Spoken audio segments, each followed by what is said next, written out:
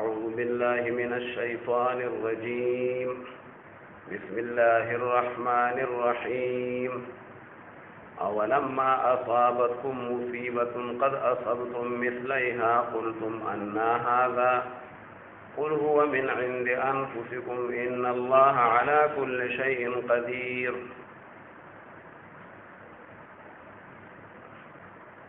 واقعا احد چې کله غزوه احد شوی وه پای کې مسلمانانو ته هغه عارضي چې کوم دی شکست میلاو شو او د نبي علیه السلام د هغې حکم نافرماني شانتې وشوله او هغه ځای چې کوم دی هغوی پرېښودو نو مسلمانان بیا په هغې شکست باندې او په هغې زخمونو باندې په هغې شهیدانو باندې بیا ډېر زیات خفه وو او د نبي علیه السلام د حکم نافرماني هم شوې وه. نو بار بار الله پاک هغه واقعات ذکر کوي چې تاسو چې کوم دی مختلف وي خبرې بیا کولې صحابه کرامو ته الله تعالی فرمایي او تاسو وی چې یاره بس دا تکلیفونه د کوم طرف نه راغلو دا څنګه چلو شو او تاسو دا خبر ناشنا ښکارېدله حالانکه الله تعالی فرمایي چې تاسو خو په غزوه بدر کې کافرانو ته د دې نه چې کوم دی دوچند نقصان ورکړی و چې او یا کسان د هغوی مردار شي او یا کسان د هغوی ګرفتار شي او دا ګرفتارېدل هم داسې دي لکه قتل نو تاسو هغوی دوچند چې کوم دی نقصان ورکړی و او بیا اوس خفه یې تاسو نه او یا کسان چې کوم دی شهیدان شو نو دا خبرې کوئ چې دا د کوم طرف نه دا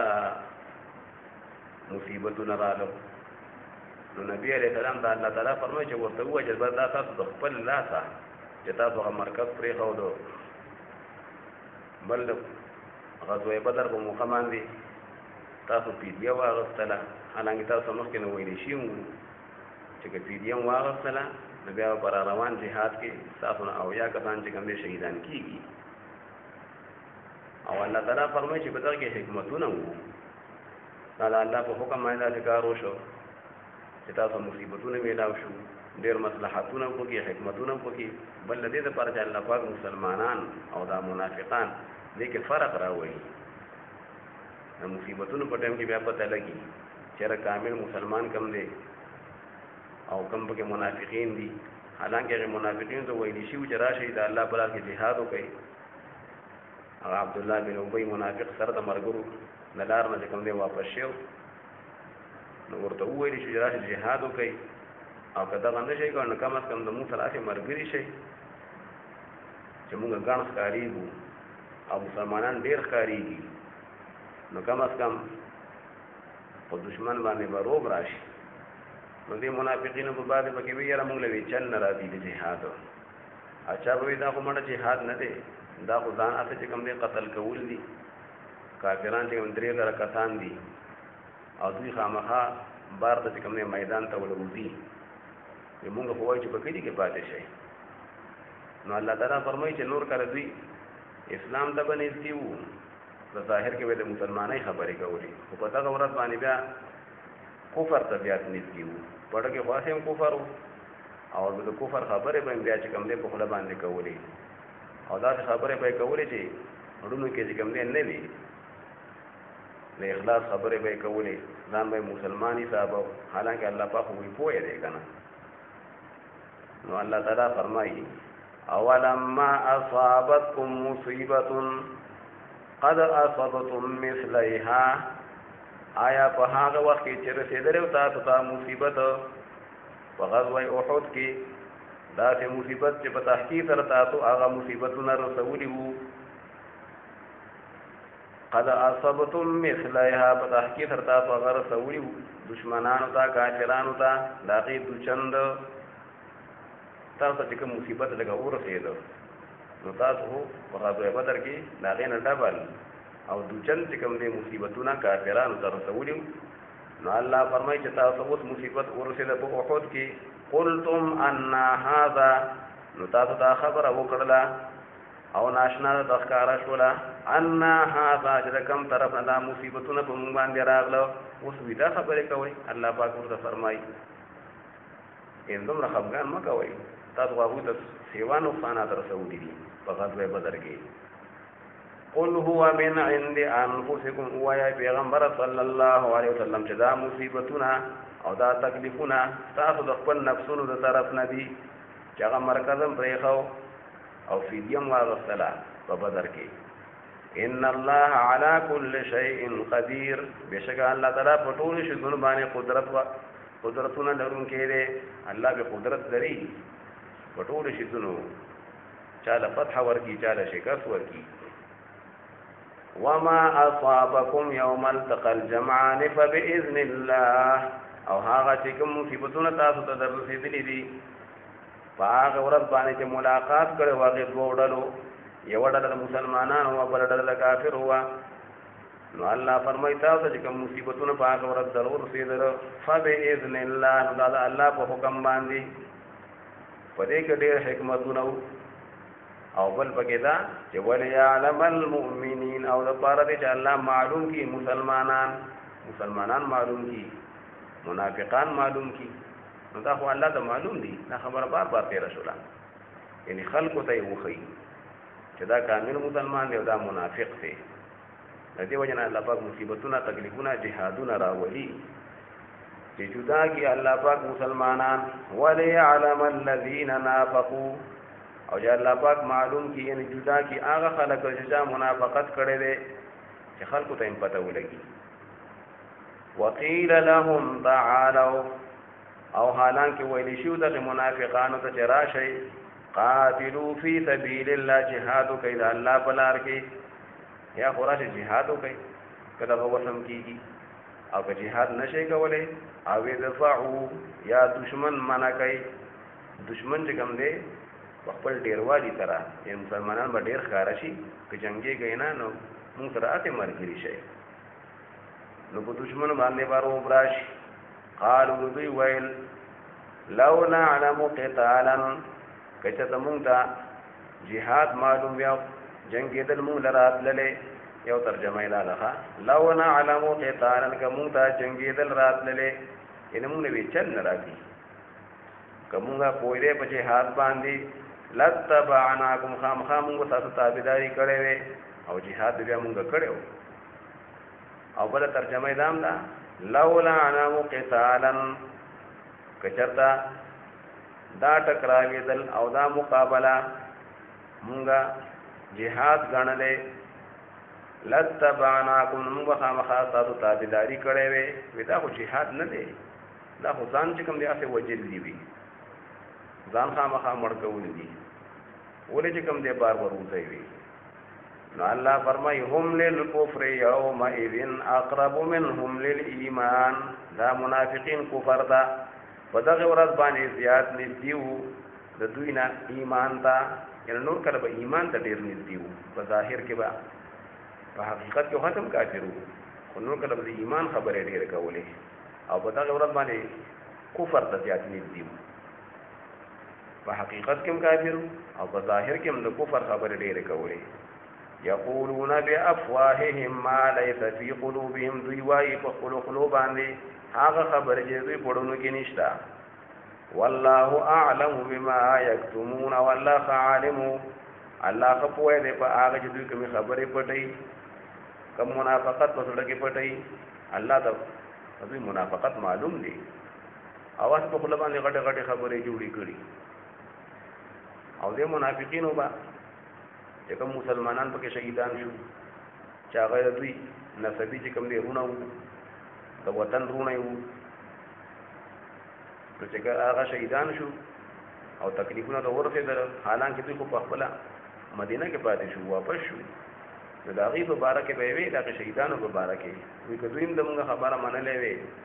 او واپس شوې وې نو دوی به چې کومې شهیدان کېدل وې نه. نو الله تعالی فرمایي چې دا شهید کېدل او دا مړ کېدل یوازې په سفر کې دی، په جهاد کې دي، کله په کور کې هم سړی مړ کېدی شي. ورته ووایه چې که تاسو رښتیني یې چې یوازې چې کوم دی په جهاد کې او یوازې په سفر کې سړی مړ کېږي، نو بیا تاسو په کور کې ولې مړ کېږئ؟ د ځان نه بیا چې کوم دی مرګ منع کوي که نه. الذين قالوا لاخوانهم، دا منافقین هغه خلق دي چې دوی ویلو د هغې خپلو وروڼو په باره کې چې کوم مړه شو شهیدان شو چې هغه د دوی نسبي وروڼه وو د دوی د قبیلې وو د دوی د وطن وروڼه وو حالانکه وقعدو دوی په خپله ناستو یعنې جهاد ته نه وتلي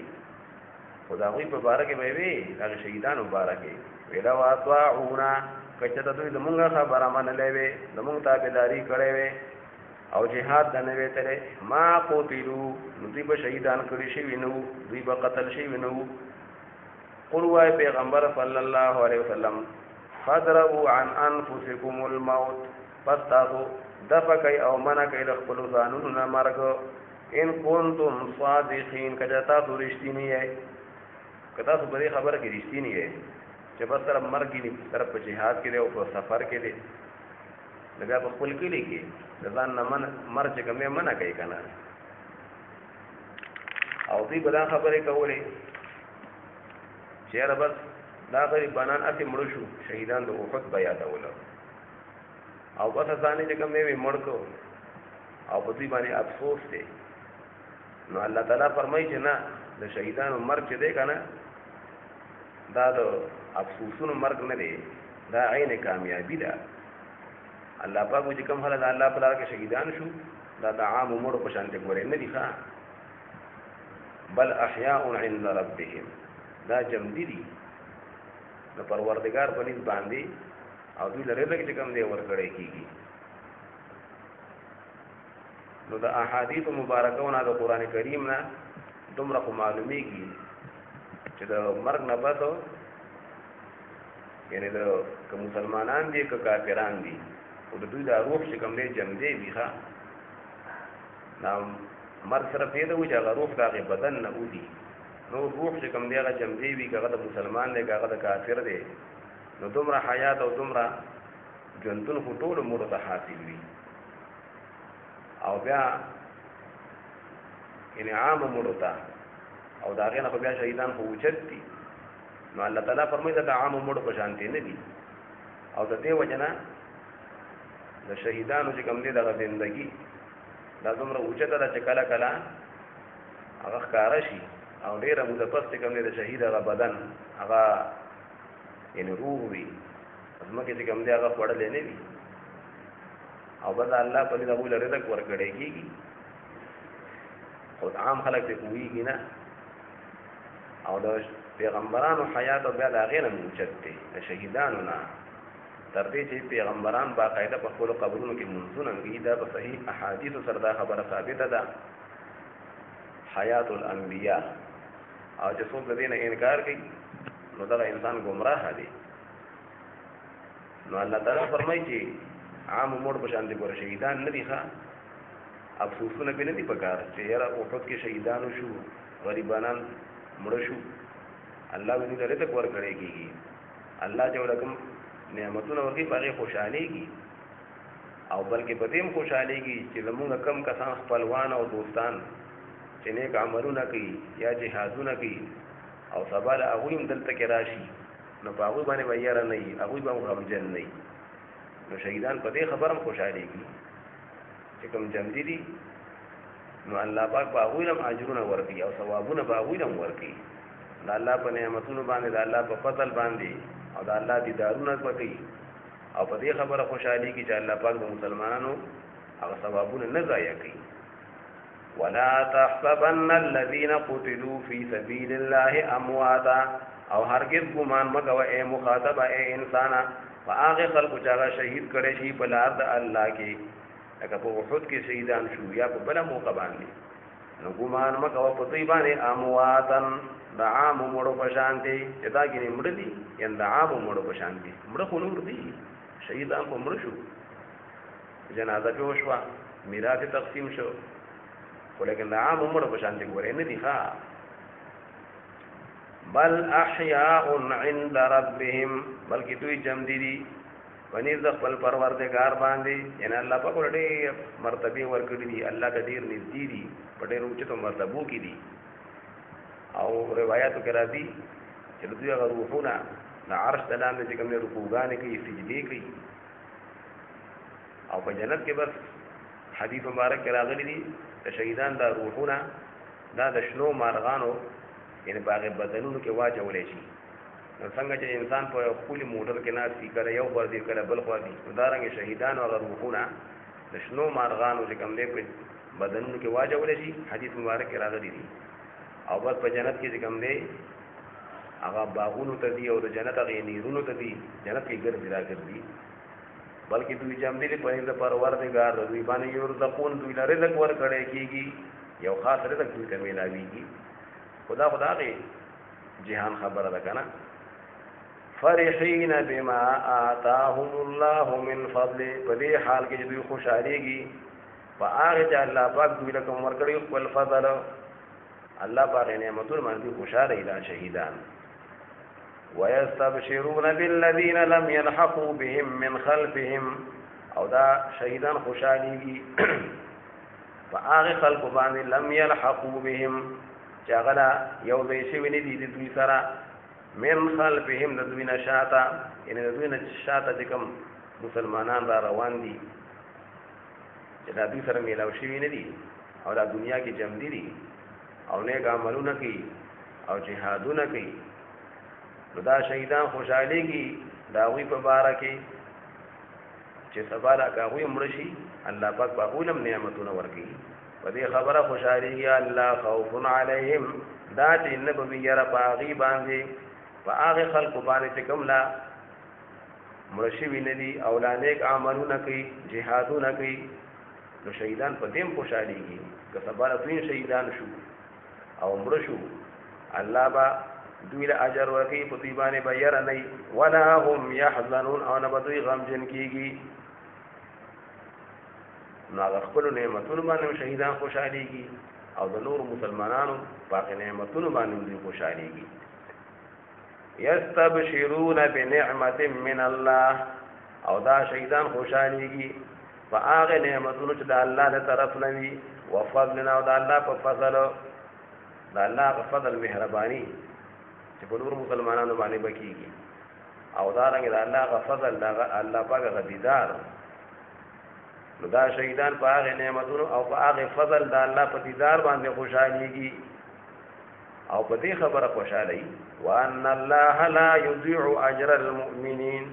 او چې بشکه الله پاک نه ضایع کوي اجر او ثوابونه د مسلمانانو د مؤمنانو نو شهیدان په دې خوشالي چې الله پاک مسلمانانو لپاره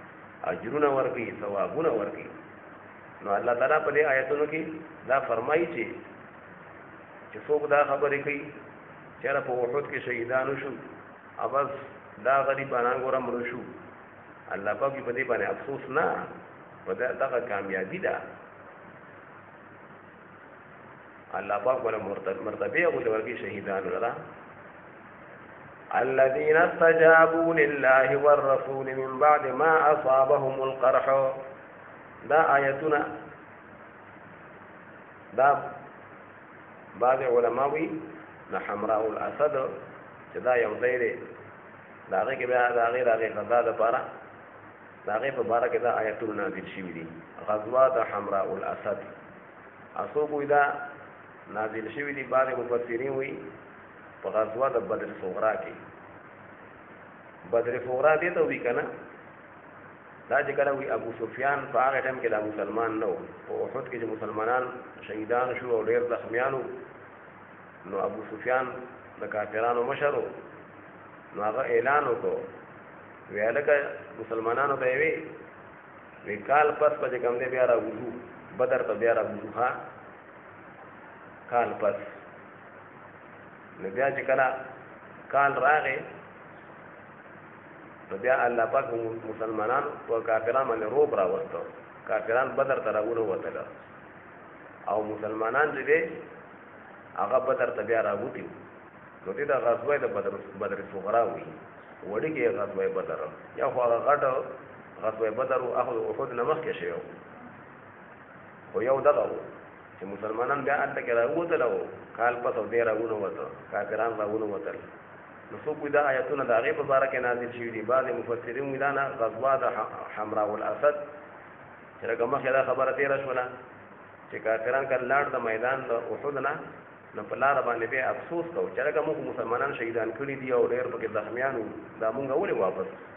راغلو نو په لار باندې اراده وکړه چې بیا واپس کیږو خو خدای پاک بیا روب راوسته پړه باندې نو بیا چاته پیسې ورکړي ویله که هلته کې لاړ شه مدینه کې او دا خبر پکې مشهور کا چې کافران واپس بیا را روان دي بیا حمله کوي نو چې نبی علیہ السلام خبر شو نو نبی علیہ السلام اعلان وکړو چې غزوه احد کې کم کسان لما سره مرګري راځي چې څو د کافرانو پسې بیا نو صحابه کرام تیار شو نبی علیہ السلام د حمراء الاسد نوم یو ځای دی هغې پورې راغی چې هلته کې راغله نو بس کافران تښتېدلي بیا په حمراء الاسد کې هلته کې څه قافله راغله او د هغې قافلې سره مسلمانانو تجارتونه وکړو او خدای پاک ورته پکې ډېره ګټه هم بیا ورکړه او ښه الله په فضل سره واپس شو د الله رضا یې حاصله کړله ګټه یې هم چې کوم دی وکړله تکلیف هم ورته میلاو نه شو نو دا آیتونه څوک وي د حمراء الاسد په باره کې دي دغه غزوه د حمراء الاسد ته وي او څوک وي دا غزوه د بدر صغرا په باره کې دي او قاضي ثناء الله پانیپتی رحمت الله علیه په تفسیر مظهری کې وي چې دا الذين استجابوا لله دا وړاندې آیت دا د حمراء الاسد په باره کې دی او دا دویم آیت الذين قال لهم الناس هغه وي دا د بدر صغرا په باره کې هغه غزا په باره کې نازل شوی دی بهر حال دا مفسرین خپل لکه بیا خبرې دي تاریخي او د شان نزول او الله تعالی فرمایي چې د دې رکوع بس خلاصه دا ده چې بدر صغرا چې کوم دی یعنی باقي کامیابی ولې مسلمانانو ته میلاو شوه او په دغه یا حمراء الاسد کې مسلمانانو ته کامیابی ولې میلاو شوه دوی په الله باندې باور وا حسبنا الله ونعم الوکیل چې دوی کله خبر شو چې کافران را روان دي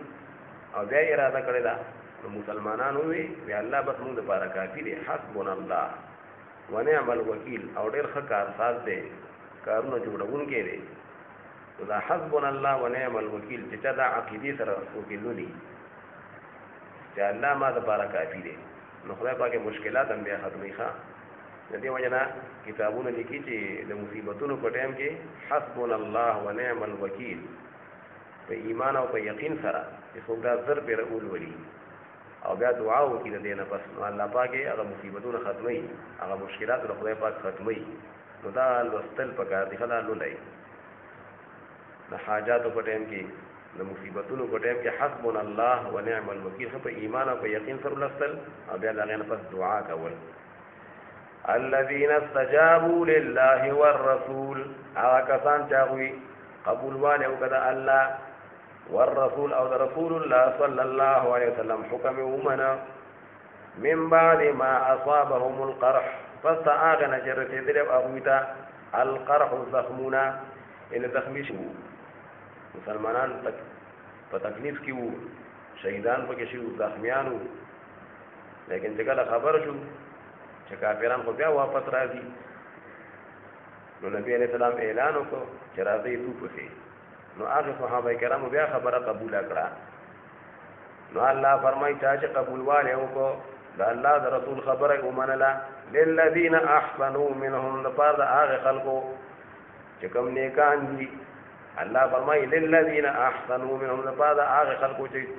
چا نیکي کړې ده منهم چې دغه ټول صحابه کرام دي نو دغه ټول صحابه کرام چې نیکان دي الله پاک فرمایي واتقوا او دوی پرهیزګاري کړې ده تقوا نه کار یې اخیستی د دوی دپاره اجر عظیم لوی اجر دی الله به لوی اجر ورکوي چې چا کې تقوا وي پرهیزګاري وي ښه تقوا بار بار قرآن کریم کې راځي که نه وی حضرت عمر رضی الله عنه د ابی ابن کعب رضی الله عنه تپوس وکړو چې دا تقوا څه شی دی نو ابی ابن کعب ته وفرمایل چې په داسې لاره باندې چې ته وې تللی چې په هغې کې ازغي وي چاپېره هغه وی آو نو وی ته بیا څه چل کوې چې په داسې لاره باندې ځې هغه وی بس خپلې پیسې چې کوم دی را باره کړم او لمن را غونډه کړم او ځان بچ کوم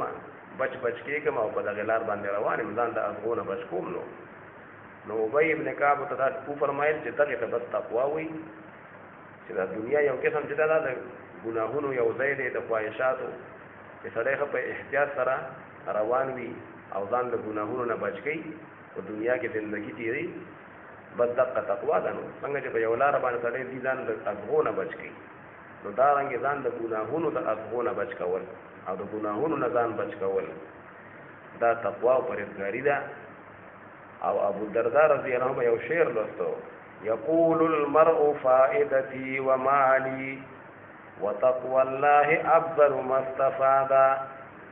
وی خلق وی جنما دا فائدہ دا او دما دا مال دی او دا دی او دا دی ولیکن دا الله تقوا نه دا یره چې دا الله پاک نه دا بهترین هغه شی دی چې انسان حاصل کی نو تقوا ډېر اوجت دولت دی الله پاک مونږ او تاسو حاصل کی دروجه مقصد هم دغه دی او حکمت لعلکم تتقون الله تعالی فرمایي تاسو کې تقوا راشي پرهیزګاری دې پکې وی راشي نو الله تعالی فرمایي چې دا صحابه کرام چې ټول نیکانو متقینو هغه لپاره ډېر لوی اجر دی للذین احسنوا منهم واتقوا اجر عظیم الذين قال لهم الناس دا هغه خلق دي قال لهم الناس چې ویلو دي ته خلقو دا کدا د بدر صغرا د غزوه بدر صغرا په باره کې دا آیتونه یې کنه دا خبره مخکې ډیره شو چې ابو سفیان دا ویلو چې کله د احد نه ته مسلمانانو ته اعلان وکړو چې لکه بیا کال پس راوځي بدر ته راوځي همون هم راوځي تاسو هم راوځي چې کال راغی نو په ابو سفیان باندې په مرګونو باندې روب راغی نو هغه راونه وته خو نوعیم نوم یو سړی نو هغه ته وی چې لکه انت بلار شه مدینه منورې تر مسلمانانو کې بلا خبره خورا کې چې کافران را روان دي او راوځي او تعالی موږ ته پیسې مې هم تعالی درکو نو چې هغه دا اعلانونه وکړو او نبی علیہ السلام خو راووته بدر ته کوم نه راورسېد او چې یالته ګرانو کافران نو راغلي بیا انته کې یو بل قافله را لاګه غوښتل سره تجارتونه وکړو او ګټي چې کوم دی مال به کې وګټه مسلمانانو وکدا غیب مبارک شي نو الذين قال لهم الناس لا صحابه کرام هغه خلق دي چې دوی ته ویلو الناس هغه خلقو ان هغه نعیم نو یو سره وکنه نو هغه خبر مشهور کړو ان الناس قد جمعوا لكم چې بشک هغه خلق لما کې دا کافران چې دي ابو سفیان او دا مرګري قد جمعوا لكم فتحقیق راغوی را جمع کړی تاسو لپاره سامانونه او فوج را جمع کړي فخشوهم پس ويرګی دا غوینا نعیم دا ته اعلانونه وکړو چې دا کافران را روان دي ويرګی دي نو الله تعالی فرمایي دا صحابه کرام ونه یریدل فزادهم ایمانا فزدغ خبرو سیوا کا زیاد کر مسلمانان لپاره ایمان د مسلمانانو غ ایمان او د ایمان غ جوش نورم سیواش وقالو حسبنا الله او مسلمانان وی چې موږ لپاره الله پاک کافی دی ونعم الوکیل او ډیر خکار ساز دې کارونه جوړونکې دی او کدا د حمراء الاسد مبارک وی نو حمراء الاسد دا بیا د احد په دویم ورځ باندې چې کافرانو اراده وکړه چې واپس کیږي بیا الله پاک روب را وستو نو د عبد القیس قبیله فکسان چې کومه قافله وا هغه له پیسې ورکړي بیا د مدینه کې دا خبره مشهوره کوي چې کافران بیا را روان دي چې نبی علیہ السلام خبر شو نو ځان سره صحابه کرام هغه زخمیان او تکلیف مونږ ځان سره را روان کړو نو الله فرمای الذين دا صحابه کرام هغه خلق دي قال لهم الناس چې ویلو هغه دا هغه خلقو د عبد القیس قبیله هغه کسانو دا خبره مشهوره کړه ان الناس قد جمعوا لكم چې بشکره د خلقو ابو سفیان او داغه مرګرو را جمع کړی تاسو لپاره سامانونه او فوجونه را جمع کړی دي او بیا په مدینه باندې حمله کوي فخشوهم فساد ویره گیدا غینا هغه عبد القیس قبیله والا دا خبره مشهوره کړي لکه کافران دا کوي خبر پیغمبر مشهور کی کنه بس امریکای وی بیړه را روانه ده او د امریکای جاسوس را روان دي بس عمله کوي ویخه او دا ارث به وي تباکی دا پروپاګاندا په میدان کې د مسلمان سره بیا په میدان کې شي کنه مسلمان سره د ایمان طاقت دی او چې مسلمان دی نو وی ویره غیر دغه کافرونه نو په دغه پروپاګاندا باندې د مسلمانانو ایمان نورم سیواش وای نه ریدلو فزادهم ایمان پس زیاد کړه خبرو دغه پروپاګاندا مسلمانانو لپاره ایمان وقالوا حسبنا الله او دوی زموږ لپاره الله کافی دی او نعم الوکیل او ډېر ښه کار ساز دی نبی علیہ السلام حمراء الاسد تم راغلیو او بدر صغرا تم بیا کال بس مسلمانان راوډیو فانقلبوا بنعمت من الله پس واپس مسلمانان د الله په نعمتونو جنگونه شو هغه پر ایمان سره په عافیت او په خیر او په عزت سره واپس بیا مدینه ته لاړ نو د الله په نعمتونو سره واپس شو او فضل علی الله په فضل سره د الله فضل ایمان هغه طاقت نورم سیواش او دارنګه د الله هغه فضل یعنی ګټه وکړه هغه تجارت وکړه کنه دا الله په فضل سره مسلمانان واپس شو ګټه وکړه لم يمسسهم سوء جنور سره مسلمانان دا سوء تکلیف بیاونه رسیدو څنګه چې بدر صغرا کې کافران بیا رانلو حمراء الاسد کې کافران تختیدي مسلمانان ته هیڅ تکلیف ونه رسیدو نه قتل شو نه زخمیان شو واتبعوا رضوان الله او تابعداري وکړه مسلمانانو صحابه کرامو د الله رضا د الله رضا یې ولټول کنه راوته والله ذو فضل عظیم الله په خاوند لوی فضل له لوی مهرباني دی او الله تعالی فرمایي دا چې کوم کس اعلانونه کول کاغه نعیمو او عبد القیس قبیله خلقو او اعلانونه کول مسلمانان ته ویریږي کافران ګوره را روان دي الله پاک دا اعلان کوون کنه دي دا وی شیطان دی ها تاسو د خپل مرګرو نه یری الله وی یریږي ته ما پروپاګاندا کې بدل راځي ها دا امریکای وی دا را روانه ده او دا جادونه را روان دي الله فرمای انما ذالکم الشیطان خبر دادا دغه ویون کې دغه پروپاګاندا کوون کې شیطان دی الله دا د شیطانی کار دی د شیطان مثال دی یخوف اولیاء چې دې يروي تاسو اے مسلمانانو اولیاء او دا خپل مرګرونا فلا تخافوهم فتاسو مېره ګرا او دا مرګرونا مېره گئی الله وی وخافون ان کنتم مؤمنین زمانه ويرېږي کتا سو مسلمانان یې او کامل مسلمانان یې نو د کافر نه مې یریږي الله نه یریږي ولا يحزنك الذين يسارعون في الكفر دا نبی رسول الله پاک تسلی ورکړي دي منافقین مسازشونه کول او منډه ته به په کفر کې وهلي او جهاد مقابله به د کفر مرګ کوله نو الله تعالی نبی رسول الله ته فرمایي چې تاسو لا او دا الله دې ته نقصان نشي رسوي ها په حقیقت کې ځان لا او دا الله اراده کړی دا چې دې منافقین له آخرت کې هیڅ برخه د ثوابونو ورنکي او دې برابر عذابونه وي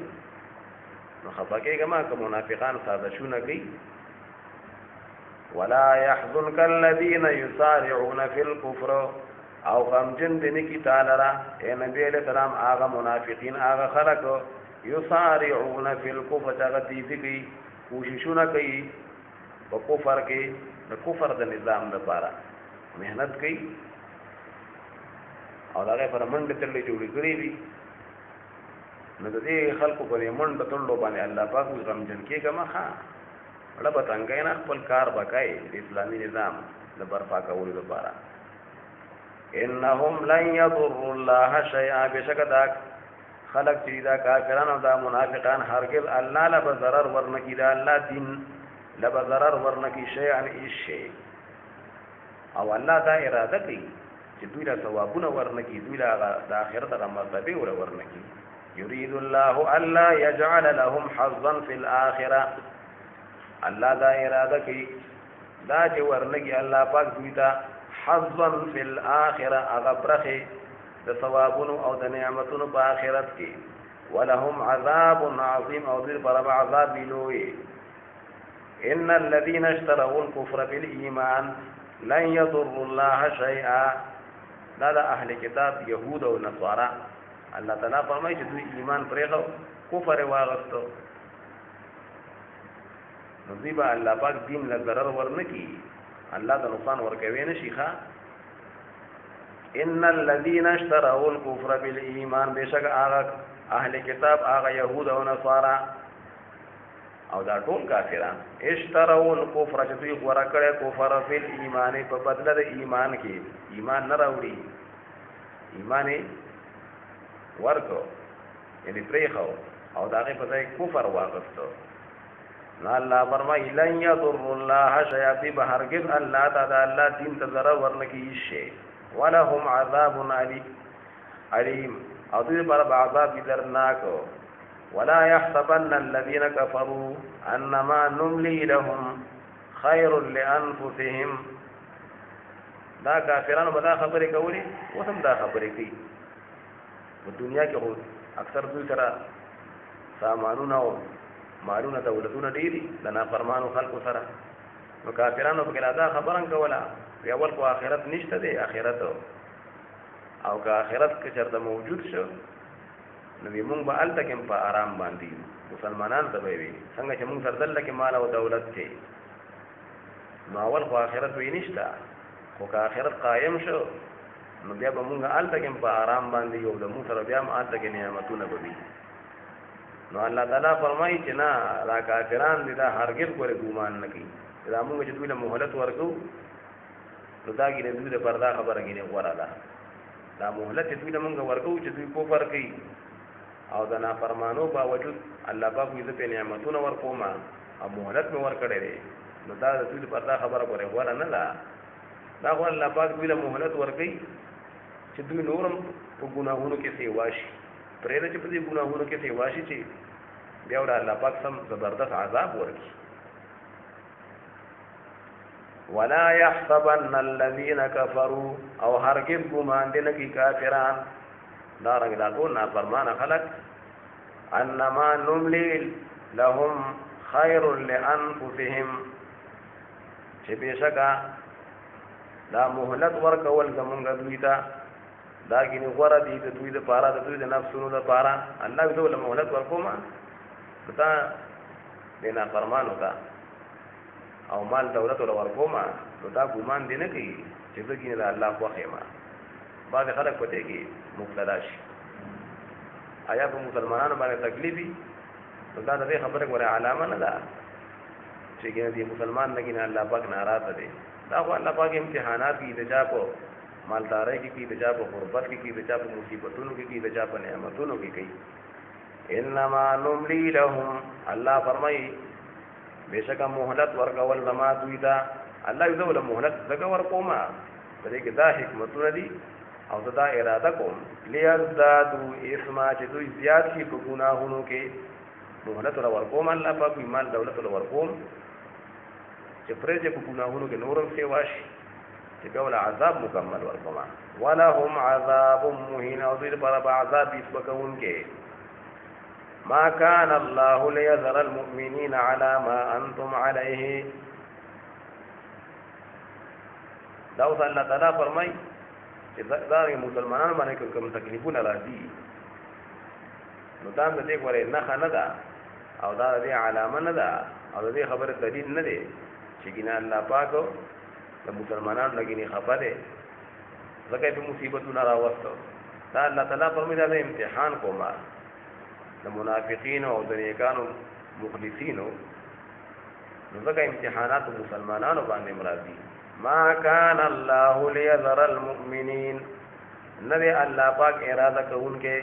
د دې خبره چې دا مسلمانان پریدي علامه انتم علیه فاغه حالت باندې چې دا اوس په دې باندې یې الله پاک دا اوس تاسو څنګه یې کنه عام حالاتو کې اکثر څنګه مخلصین خلق او منافقین خلق دې پته نه لګي چې کوم مخلص دي کوم منافق دي نو الله تعالی فرمایي چې په دې حالت تاسو ځنه پرېږدم بلکې پته به لګوم خلکو ته به دا معلومو چې منافق کم دی او مخلص کم دی نو الله پاک اراده کوونکی نه دی د دې خبره چې مسلمانان په دغه حالت باندې پرېږدي چې پته نه لګي دی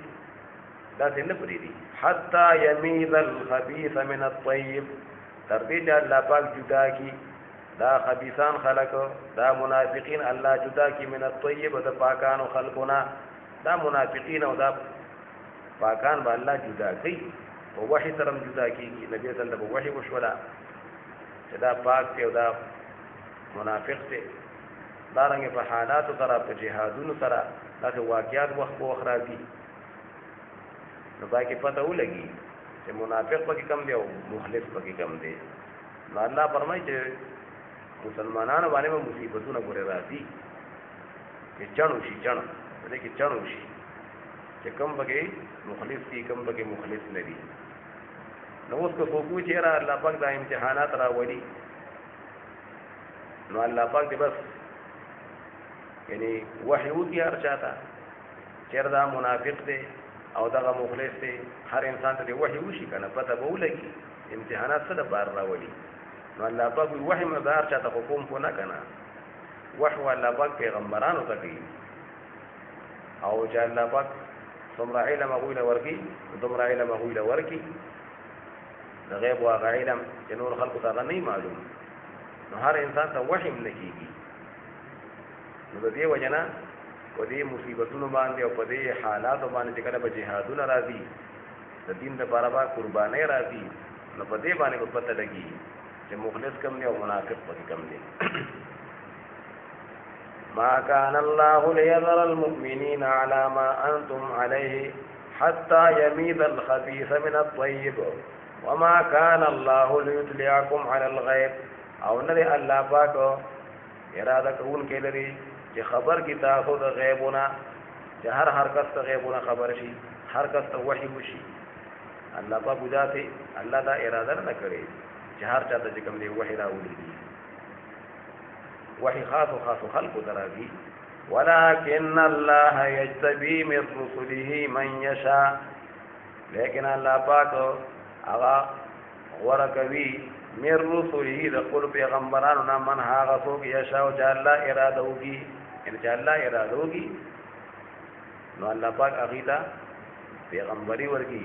او چاته وحي وکي او چاته بیا څومره علم ورکي چاته بیا څومره علم ورکي پیغمبرانو کې به خپل مرتبه دي ولكن الله يجتبي من رسله من يشاء نو بیا الله پاک یعنی پیغمبرانو ته وحي وکي او د پیغمبرانو په ذریعه سره چې خلکو ته بیا پته ولګي چې پلان کې منافق دی او پلان کې مخلص دی فآمنوا بالله ورسله پس ایمان راوړئ په الله باندې دا په رسولانو باندې وان تؤمنوا وتتقوا فلكم اجر عظیم او که تاسو ایمان راوړئ او د تقوا نه کار اخلئ ځان د منافقت نه بچ کوئ الله فرمایي فلکم اجر عظیم تاسو برابر لوی اجرنا او ثوابونه وي ولا يحسبن الذين يبخلون بما آتاهم الله من فضله هو خيرا لهم دا بیا د يهودو دا هغه نافرمانی ذکر کیږي یو په يهوديانو کې بخل موجودو د علم پر حاصرم بخل وکاو علم به پټاو خلکو ته بداغي ضرورت او دی به بس دومره پیسې را راکا او حکمونه به بدلول او دارنګه د مال په لحاظ سره بدوي کې بخل دې ته وی کنه بخل چې شریعت وی چې دا مال داسې استعمال کا او د شریعت مطابق حکمان نه استعمالي نو دغه ته بخل وی ښا شومتیا نو الله تعالی فرمایي چې دا کم کسان چې بخل کوي علم پټي یا زکات نه ورکي په مال کې بخل کوي نو دوی هرګز دا ګمان نه کوي چې دا بخل کینې د موږ لپاره بهتر دی دا ګمان دی نه کوي دا بخل د دوی لپاره ډېر خطرناک دی او کم مال چې دوی بخل کوي دا الله په لار کې نه ورکاو او زکات دا غي نه ورکاو او دا غي نه سرتای نه ورکولې او دا غي نه واجبات هغه نه ورکول نو د قیامت پورې به دغه مال د دوی چې کوم دی دا غاړه نه تاوشي یو حدیث کې دا راغلی چې دغه مال به څوک زکات نه ورکړي دغه کالی چې څوک زکاتونه نه ورکړي اکثر پر زنانه چې کوم دې په دې کالو پر مسله کې ډېر پاتې دي بس کاری به استعمالي یو دا پروا نه کړنه پیتی شي کړنه خبره زمانہ چا تاسو کو یو زنانه دا وی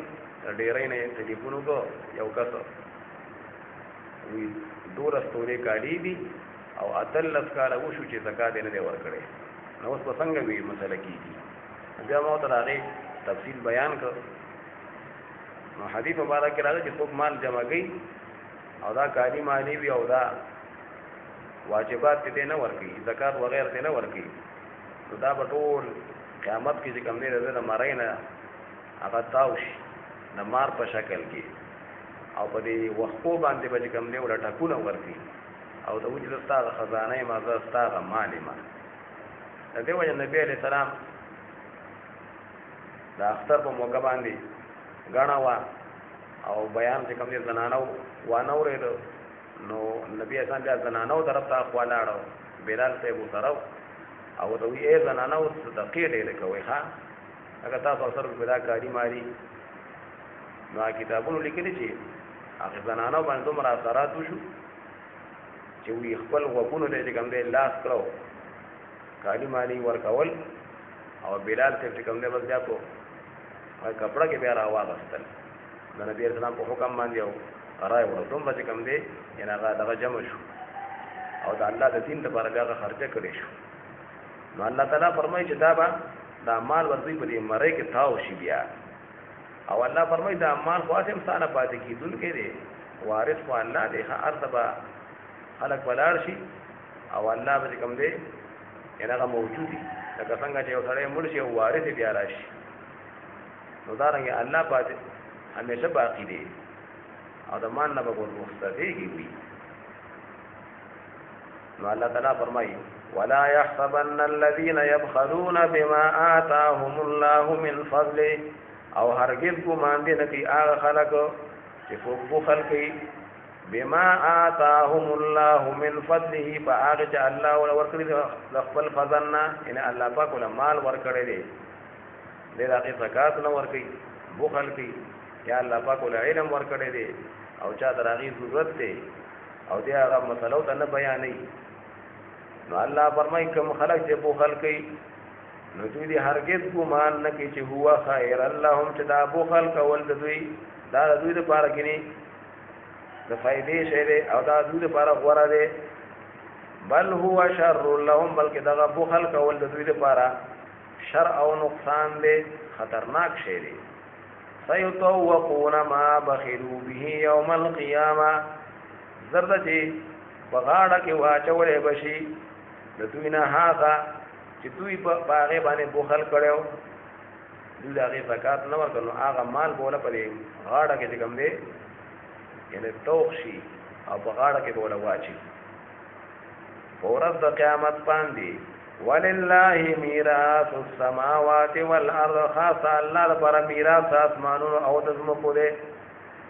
نو میراث د دې وجه وته وی کنه چې څنګه وارث ته کوم نه ارث پاتې شي نو دا رنګ دا ټول خلک په ختميږي او دا ارث چې کوم نه دا بیا باقی پاتې شي اب الله مالک دی نو الله فرمایي دا الله لپاره میراث اسمانونو او د زمکو دی والله بما تعملون خبير الله پاک په هغه چې تاسو کوم عملونه کوي الله پاک باندې خبردار دی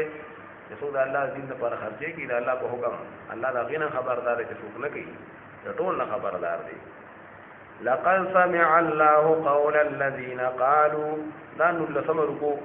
شروع ولا د سورته آل عمران نو يهودو کې کومې بیماری وي الله پاک په دې کې هغه ذکر کوي چې دغه کوم روحاني بیماری وي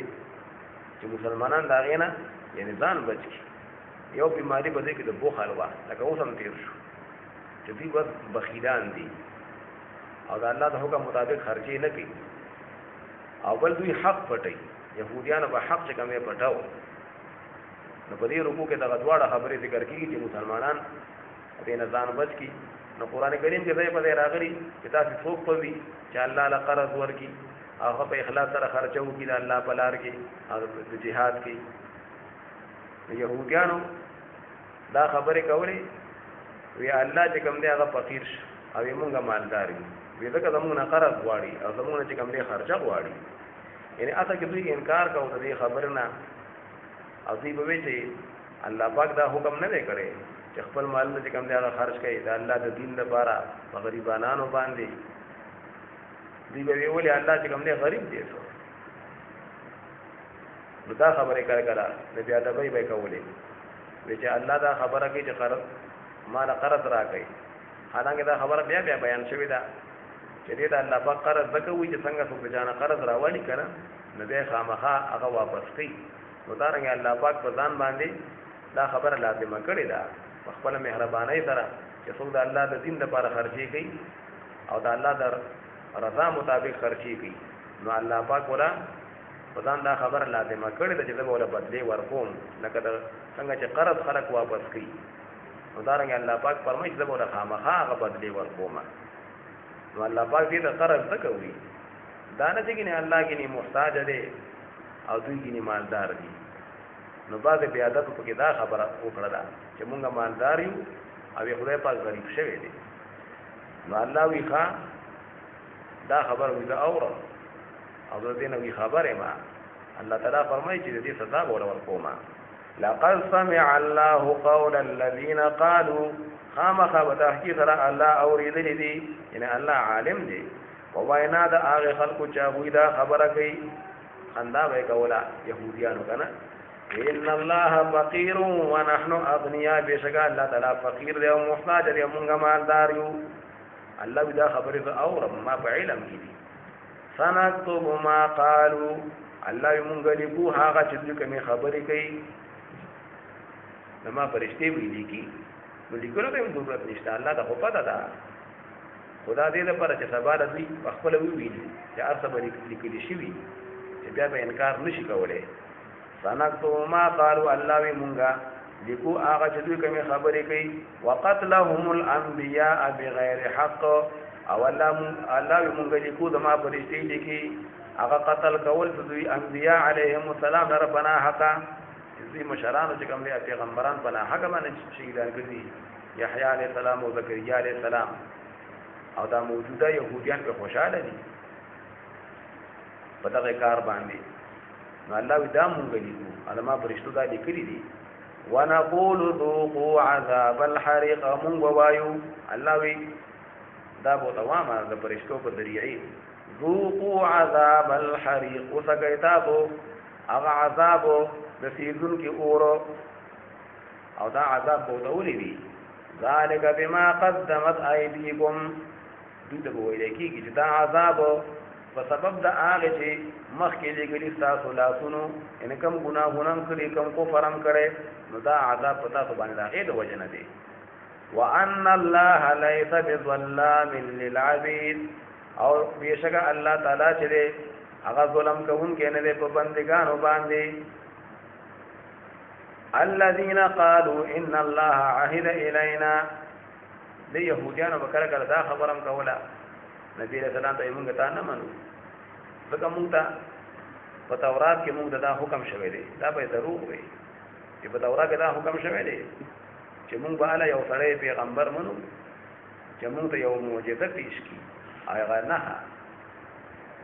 چې کوم یعنی هغه قربانی فوقو کی او یا یو نظر اومنی یا صدقات مدقاتی غنیمتونه چې د اسمان نه کوم دی او راشي او هغه وسیږي لکه په پخوانو امتونو کې دام یو نه خوا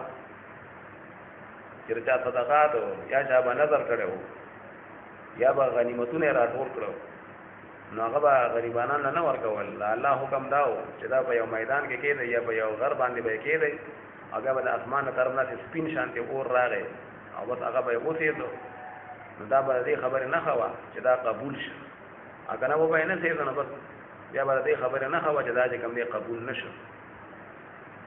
نو دې يهوديانو مسلمانانو ته نبی عليه السلام ته وی ته موږ هغه نه خطا موږ تذکر نه کړه حالانکه موږ الله پاک په تورات کې دا حکم کړی دی چې الا به کوم دې سو پیغمبر منئ چې دا نه خطا ته چې کوم دې ښکارا کی او دا معجزه تاسو ته ښکارا کی نو الله تعالی نبی علیہ السلام ته فرمایي چې دوی ته وایا چې تاسو ډېر پیغمبران راغلي وو لکه زکریا علیه السلام او یحیی علیه السلام زمانه مخکې تاسو راغلي وو او تاسو نور معجزې ښکارا کړې وي او تاسو دغه نه هم چې کوم دې ښکارا کړې و دا تاسو چې کوم یادوي نو تاسو بیا غول شهیدان کړی وو که تاسو په دې خپل خبره کې رښتینی یې نو دا دروغجن دا د دوی باندې کولې ها دوی ته دا په تورات کې دا حکم نه وشوي نو الله فرمای الذين قالوا دا هغه کسان چې دوی وایي الله دروغ جوړي ان الله عهد الینا چې بشکا الله پاک موږ ته حکم کړی دی په تورات کې الله نؤمن لرسول دا چې موږ ایمان نه راوړو یقین باندې په یو پیغمبر باندې حتا یاتینا بقربان تر دې چې هغه موږ راتلوږي بقربان باغ قربانو باغ نذرونو په قربانو تاکلوه النار چې خوري هغه لره اور چې کوم دی وسی دي او موږ دغه نه خطر کارا کوي نو الګ موږ ته امنو نو قول وای پیغمبر صلی الله علیه وسلم قد جاءكم رسل من قبل فتحقیق سرا راتل کړو تاسو ډېر پیغمبرانو زمانہ مخکې بل بینات په نور معجزو او په دلایل سره لکه زکریا علیه السلام سره راغله او یحیی علیه السلام راغله او تاسو دلائل پیش کړو وبالذي قلتم او فاغ نه خبره چې تاسو کوم خبره کوي چې تاسو کوم نه غواړئ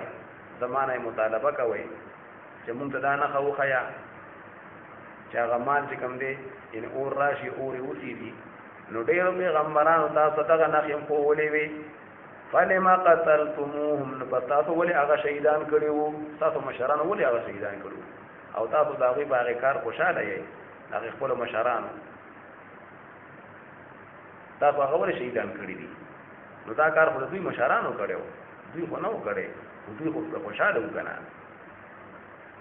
چې اوسره په یو ګناه باندې خوشاله کړه نو کته ان تک یمنا خو لګتا چې شولا چې دې دغه تک موجود دي دیو جن په حدیث مبارک راغلی ها چې کوم خلک یو ګناه چې کوم نه ان کارونه کوي یو سره ان تک نشتا بل ځای کې چته دي خو دې په ګناه په کارو سره خوشاله دي نو دا څه شولا لکه دیو سره دا کنده کې حاضر دي آیا سره یو ځای کې حاضر دي او خلک ګناهونه کوي او دې چې کوم دې په زور معنا کوي نشي خو دې به نو خبره د زړه نه ښه خبره او خپل کوشش وکړي نو دې دغه تک موجود دی ولیکن دغه به ځنه خبره نو دا داسې شولا چې دې په دغه کې نشته نو دغه يهوديان د نبی رسول الله په زمانه کې کوم یا اوس کوم يهوديان دي نو دوی د خپل مشرانو چې زکریا علیه السلام شهید کو یحیی علیه السلام شهید کو دوی د هغه په کار باندې خوشاله دي نو ځکه الله پاک فرمایي چې تاسو ولې قتل کړو حالانکه قتل دوی نه وکړي د دوی مشرانو کړو فلما قتلتموهم فتاسو ولې هغه پیغمبران شهیدان کړو ان کنتم صادقین کجا تاسو رښتینی یې فإن كذبوك فكذا خلقتا دروغجن کی اے نبی علیہ السلام صبر بکای سمجن کی گما فقد كذب رسل من قبلك پتا کی سرا دروغجن کړي شو ډیر پیغمبران او لوی پیغمبران ستانه مخکي ډیر پیغمبران خلکو مقابله به کولې دروغجن به وتوي حالانکه هغه جاءوا بالبينات والزبر والكتاب المنير ابو رات لکړو بالبينات بواضح احکامات والزبر ابو وړو کتابونو والکتاب المنير ابو کتابونو روخانه کتابونه غړ کتابونه پیغمبرانو راوړي وړو کتابونه نه ښکارا کړی دي او د خلکو به مقابله کولې لیکن هغه خپل کار نه پرې خپل پروګرام نه پرې نو تمام کوم جن کې نه خپل پروګرام به پرې دی نه خپل تحریک په مخ کې بیاي او الله فرمایي چې بس مرګ الله مقرر کړی دی بیا په پته خلکو ته ولګي کل نفس ذائقه الموت هر نفس دې هغه سکون کې له مرګ دی وانما توفون اجورکم یوم القیامه او خبردار پورا بدل در کړي کې کتاب ہوتا پورا بدل کړي کې کتاب اجورکم هغه اجرنا ثوابنا تاسو د عملونو ورځ قیامت باندې فمن زحزح عن النار پس هغه څوک چې هغه د دوزخ نه لرې کړی شو وادخل الجنه او داخل کړی شو په جنت کې فقد فاز پس په تحقیق سره هغه کامیاب شو. الله فرمایي چې څوک د دوزخ نه بچ شو او جنت ته خدای پاک داخل کو دغه انسان چې کوم دی دې کامیاب دی. الله دې موږ دغه کامیابی نصیب کړي. وما الحیات الدنیا الا متاع الغرور او نه ژوند د دنیا الا متاع الغرور مگر سامان د دوکي. الله دا دنیا مجدا او د دنیا د زندگی متا خو یو قسم د دوکي هغه سامانونه دي چې خلک کوم دی په اړتړي او پکې دا ټول هر څه چې کوم دی پانی دي او ختمېدونکي دي. صدق الله.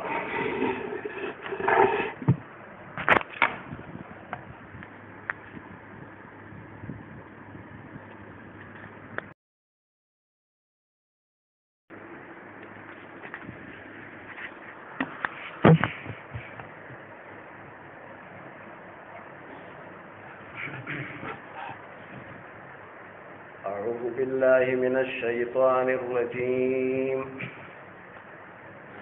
بسم الله الرحمن الرحيم. لتبلون في أموالكم وأنفسكم ولتسمعن من الذين أوتوا الكتاب من قبلكم ومن الذين أشركوا أذى كثيرا وإن تصبروا وتتقوا فإن ذلك من عزم الأمور.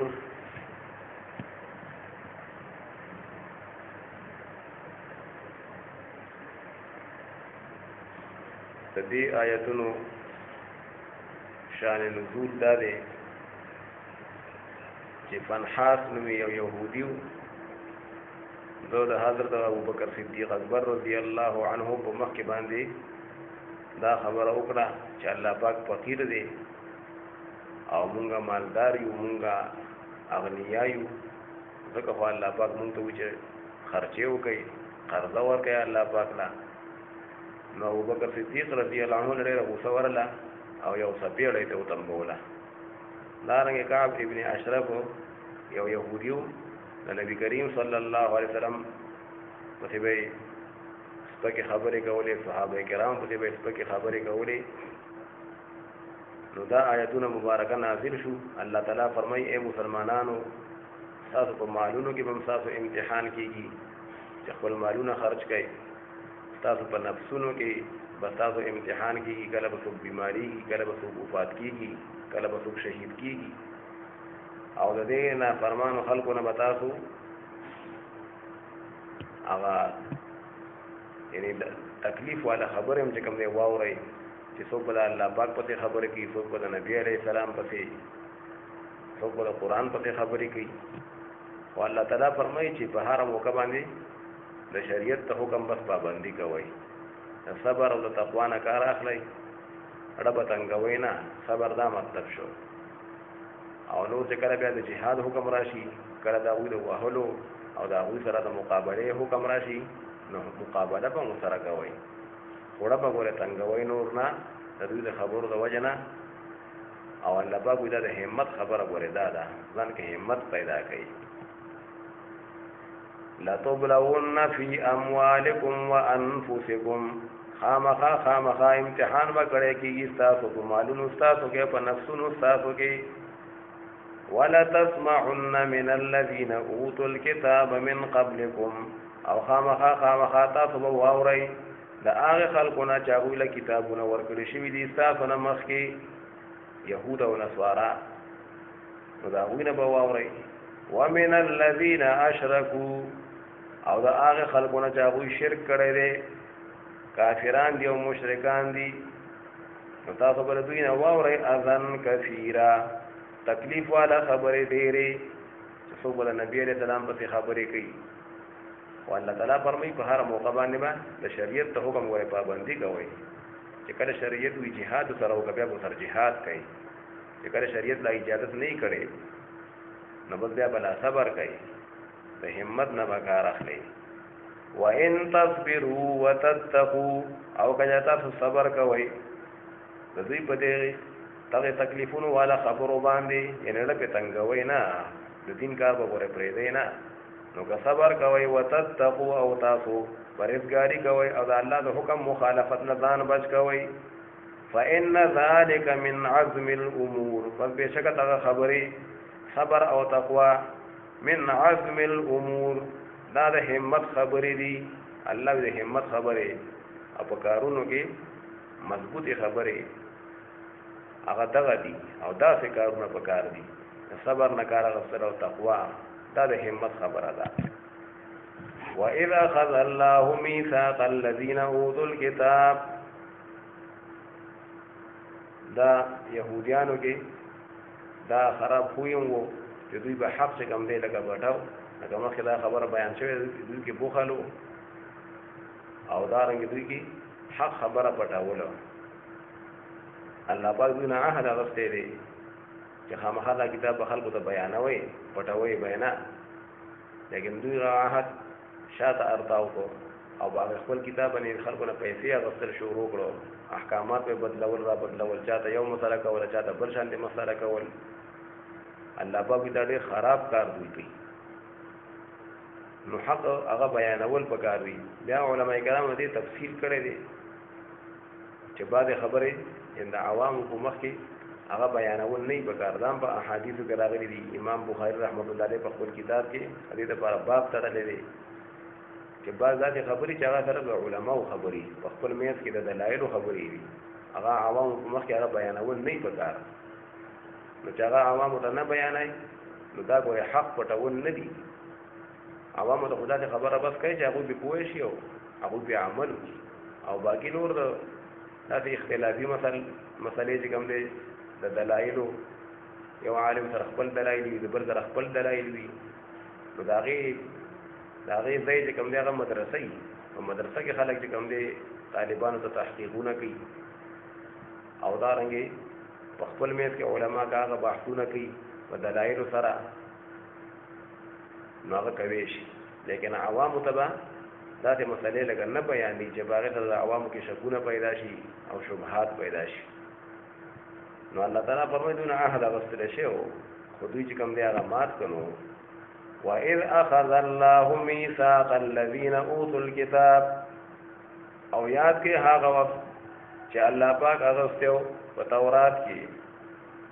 میثاق الذین اوتوا الکتاب مضبوط وعده د هغه خلقونه چې هغه له کتاب ورکړی شوی دی. نو په تورات کې داونه دا عهد اغوستی شوی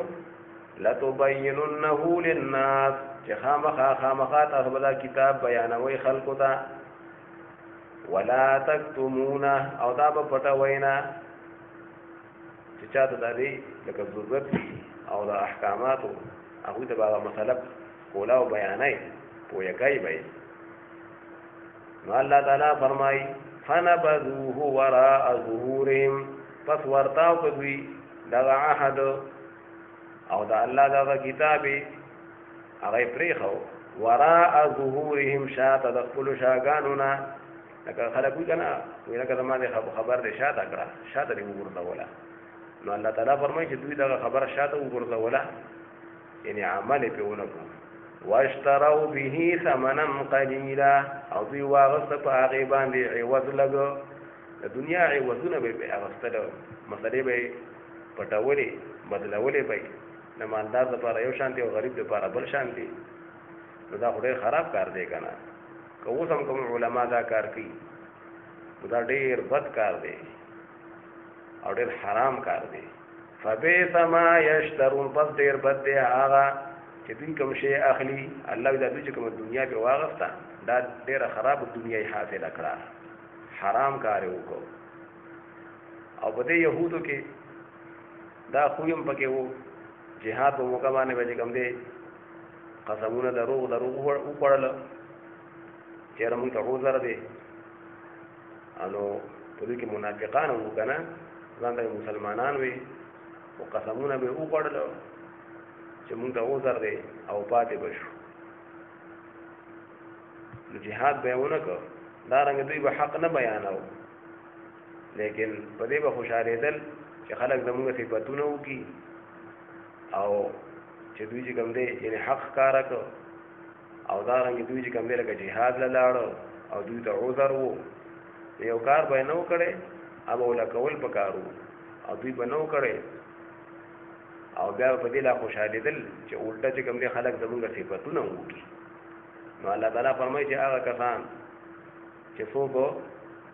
یو کار کوي نو په خپل کارونو باندې په خپل غلطو کارونو باندې خوشاله وي او د نیکي یو کار نه کړي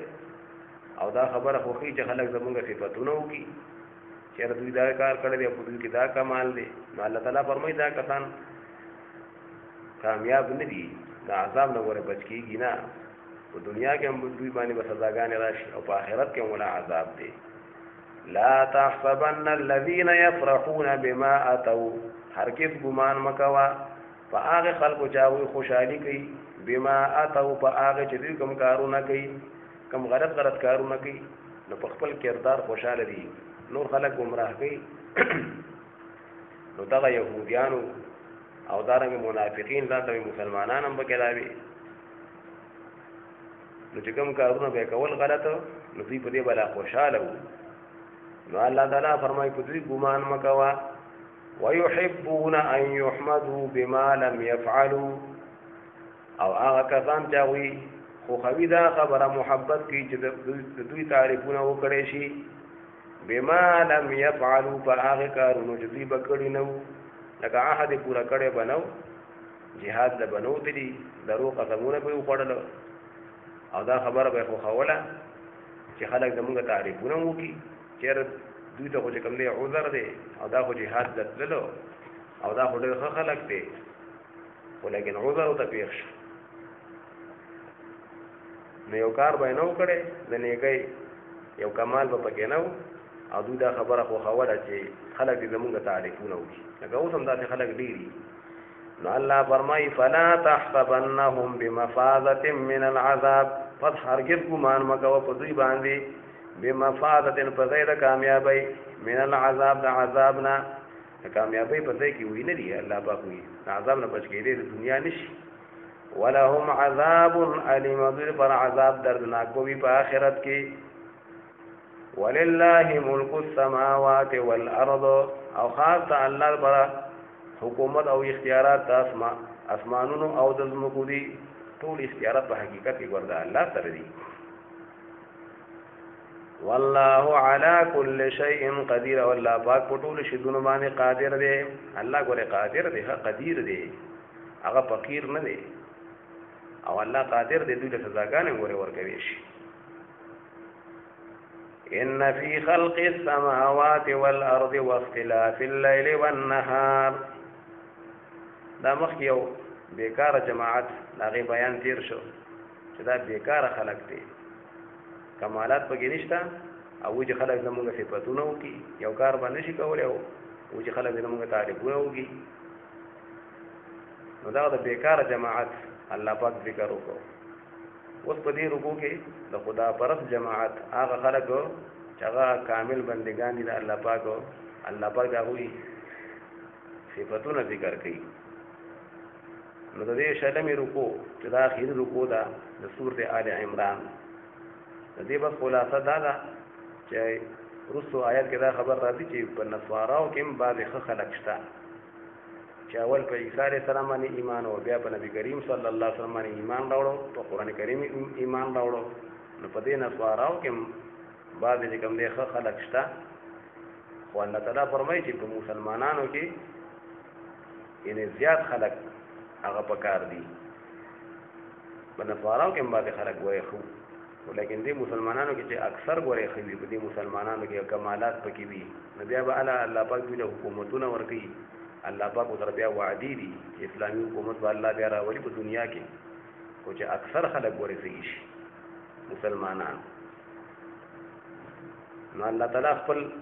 توحید په دې کې ذکر کوي چې اسمانونو پیدا کول او ځمکو کې د شپې په دې ورځو کې د شپه لنډه ورځ اوږده دارنګ یو ولاړ شي بل راشي په دې کې عقلمندو دپاره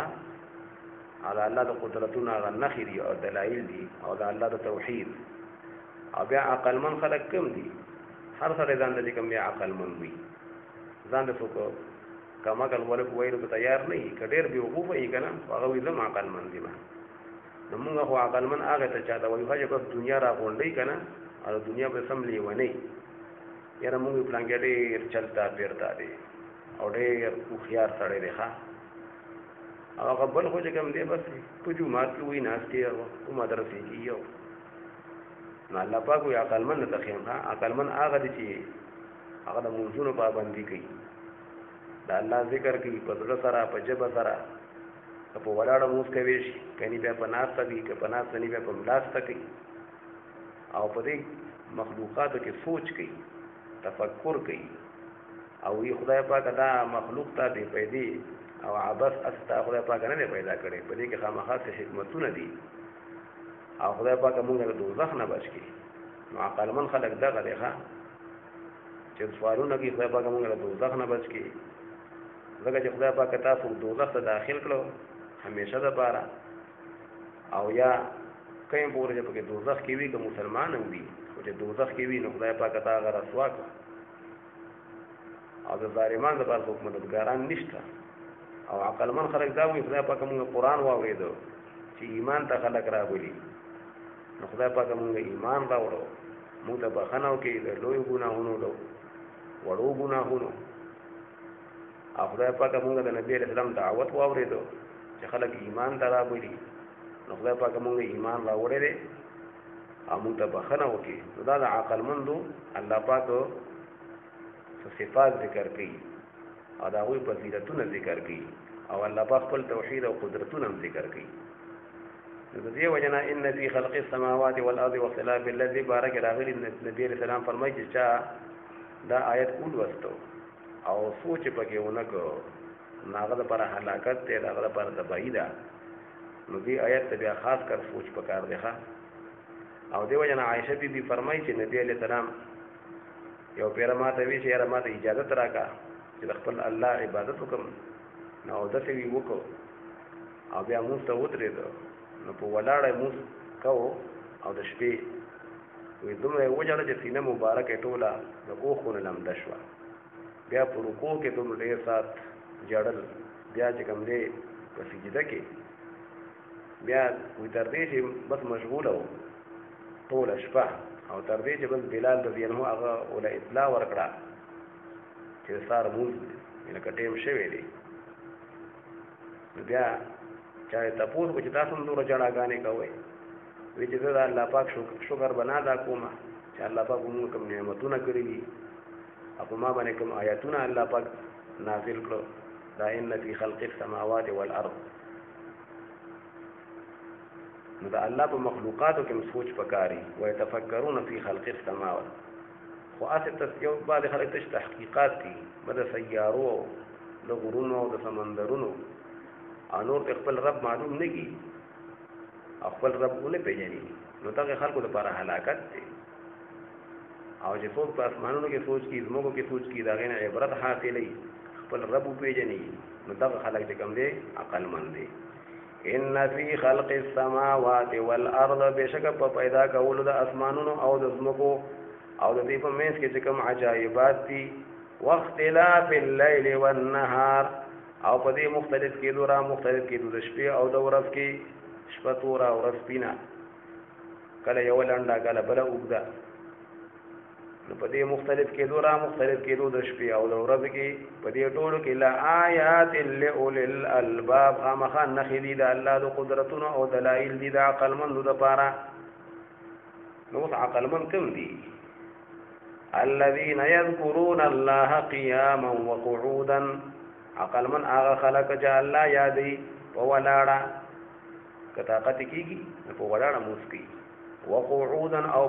پناسته باندې ودرېدې نشي وعلى جنوبهم او په خپلو اړخونو په خپلو ډډو باندې که په ناسته مونځ نشي کولی نو بیا په ملاسته کوي لکه کتابونو د هغې طریقې ښودې دي او دارنګه د الله ذکر کوي په زړه سره په ژبه سره ويتفکرون فی خلق السماوات والارض تفکر او فکر کوي په دې پیدا کولو د اسمانونو او د ځمکو کې په دې مخلوقاتو کې سوچ کوي نو دا سوچ کول چې خپل رب په وپېژني د الله قدرتونه وپېژني دا ډېر لوی عبادت دی بیا آیا خاصه تحقیقات دي لکه نن سبا د انسانان میندانان بس معلومات کی تحقیقات کی او دا سیاره او پلان کې سیاره او خپل رب نه پیژني په زندګۍ کې انقلاب نه راځي نو دا غوړي عقل من نه دي ها دا انتهایی بیوقوف خلق دي د دې وجنه نبی علیہ السلام فرمایي دا الله پر مخلوق کې سوچ کوي او دیو جن حسن بصری ته مو وی تفکر ساعه خیر من قیام لیله یو سړی لږ ساعت سوچو کې دا الله په قدرتونو کې او بل طرف ته یو سړی د ټول شپه عبادتونو کې نفلی نو دا لږ شان چې کومه سوچ کول الله په مخلوقاتو کې خپل رب پیژني دا د شپې د ټول شپې د عبادتونو نه وی هغه بهتر دی نو په مخلوقاتو کې سوچ هم پکاري ښه چې الله به انسان معلوم کی او خپل خالق معلوم کی نو الله فرمایي دا عقل من سوچونه کی په دې پیدایش د اسمانونو او د زمکو کې او دا څه وایي چې ربنا ای زمونږ ربا ما خلقت هذا باطلا تانه دې پیدا کړی دا مخلوق باطلا عبث او بی پیدي دا نه چې دې حقیقت نشته دا غني اته د عبث ته بی پیدي دي اته پیدا شوی دی ټول کارخانه ته ولاړ ده دې کې خامخا څه حکمتونه دي سبحانك پاکی د تعالی د خدای پاک ته د پاکی د عبثنا خدای پاک ته بے پیدي کار نه کوي فقنا عذاب النار پس موږ اوساته د عذاب د اورنا نو عقل من د دي ها د الله په مخلوقاتو کې فوجم کې خپل رب پیژني او بیا دعاګانې وګوري کوي ها ځکه چاته چې خدای پاکو وي دعاګانو دروازه کولا وکړه دعاګانو توفیق خدای پاک تعالی ورته دعاګان غوړي مختلف پکاري ها خو دې نو دته د خیر دروازه غوړي کولا وشو ربنا اذ منغربا انك من تدخل النار بشکت هاغه چاله چې داخل کې اوردا همیشه د پاره دوزخ ته کې یا سم لګي مو دې پوری په دوزخ کې وي یو مسلمان او چې تاسو دوزخ تک فقد اخذیت پر تحقیق کرتا غرس واکو وما للظالمین من انصار او نشته د ظالمانو لپاره څوک مددګاران څوک دا ظالمان دوزخ ته دي بیا به څوک مددګار ورې نه ربنا اذ منغربا اننا سمعنا مناديا بشک مونږ اورېدل دي مناديا یو आवाज کوونکې دا قران چې دی دا مونږ आवाजونه راکې کنه چې ځان کامیاب کړي او دا الله نظام ومني نو منادي یا قران کریم دی ښا چې خدای پاک مونږ واورد یو منادي یو आवाज کوونکې چې قران دی ینادی للایمان چاغه आवाजونه کوي او را بلل کوي ایمان طرف ته او دا سی وی چې ان امنو بربکم دا چې ایمان راوړی اے خلقو په خپل رب باندې فآمنا پس مونږ ایمان راوړی دی خدای پاک بس مونږ په خپل رب باندې ایمان راوړو او یا منادیان نبی علیہ السلام خدای پاک مونږ اورېدل دی منادیان یو आवाज کوون کې چې نبی علیہ السلام دی غرا بلون کې ینادی للایمان چې دعوت ورکی आवाजونه کوي ایمان طرف ته خلق را بلی نو خدای پاک مونږ د نبی اسلام تعلیمات وګیدل چې خلق ایمان ته را بلی چې ایمان راوړي په خپل پروردگار نو پس مونږه په الله ایمان راوړي ربنا فاغفر لنا ذنوبنا اذا مونږ ربا پس تبخنه وکم مونږ ته معاف کوم ته مونږه ګناهونه غړ ګناهونه معاف کا وکفر عنا سیئاتنا او ته میټاو کا قران کا زمونږ د عمل نامونه سیئاتنا زمونږ واړه واړه ګناهونه خدای پاک دا غنا لرکا وتوفنا مع الابرار او ته مونږ وفات کا مع الابرار سره د نیکانو یعنی مونږ په نیکانو په خلق وډاله کې شمار شو او د نیکانو خلق سره مونږ شمار شو او دا هو سره بیا پاس دا عقل من خلق دا دعاګانې کوي ښا ربنا اذ منغربا وآتنا ما وعدتنا او تراکه مونږ هغه جنتونه او هغه په دشمن باندې غلبا وعدتنا على رسولك چې تای وعده کړی زمون سره على رسولك په جبو د خپل پیغمبرانو په واسطه خدای پاک ته مو سره وعده کړی دي چې جنت په در کومه کامیابی به د دنیا در کومه غلبا نو خدای پاک مونږ دا غراکي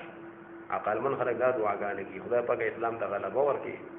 او موږ جنتونه راکړي د دنیا او د آخرت کامیابی راکړي ولا تخزنا يوم القيامه تمون مرت واکوا پرز د قیامت باندې انك لا تخلف الميعاد بشکته خلاف نه کوي د وعده نو عقل من خلق دا دعاګانې کوي نو الله پاک چې زم قبول والے بیا کومه فاستجاب لهم ربهم خدای پاک وي دا عمل کوون د چا عملونه نه ضایع کوم کنار نه دی که زنا نه دی الله دې قبلهم ښه او د سړی او د زنانه پکې آخرت په لحاظ سره فرق نشته الله پاک وي بعضکم من بعض تاسو بعض د بعضونه یې یو بل نه پیدا یې سړی د ښځو نه ښځ د سړو نه او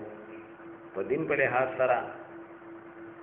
یو مسلمانان یې که سړي دي که ښځې دي انسانیت په لحاظ سره سړي مې انسانان دي نو زنان هم چې کوم دی انسانان دي نو د آخرت په لحاظ سره دا سړي ورې اوچت نه دي د ښځو نه آخرت کې اوچتوالی په تقوا دی په پرهیزګارۍ دی ښه ان اکرمکم عند الله اتقاکم نو ډېرې زنانه په اوچتو مرتبو کې وي د سړو نه او دا خو د دنیا د نظام چلولو د کور د چلولو لپاره د دنیا د نظام د چلولو لپاره الله پاک په سړو باندې ذمہوارۍ اچولې دي دا د ښځو سره الله پاک احسان کړی دی چې ذمہوارۍ په سړو ورچولې دي نو ټیک ته سړی اوچت دي د ذمہوارو په لحاظ سره د زنانو نه په دنیا کې او مشري به دوی کوي لیکن آخرت په لحاظ سره خبره په تقوا ده نو الله تعالی فرمایي چې هجرتونه کړي د دین لپاره وطن پرېږي خپل کورونه راواخلي شي تکلیفونه ته میلاو شي د الله د دین د وجنه کافرانو سره مقابله کړي وي شهیدان شي الله پاک دې خلق ګناهونه به هغه میټاو کم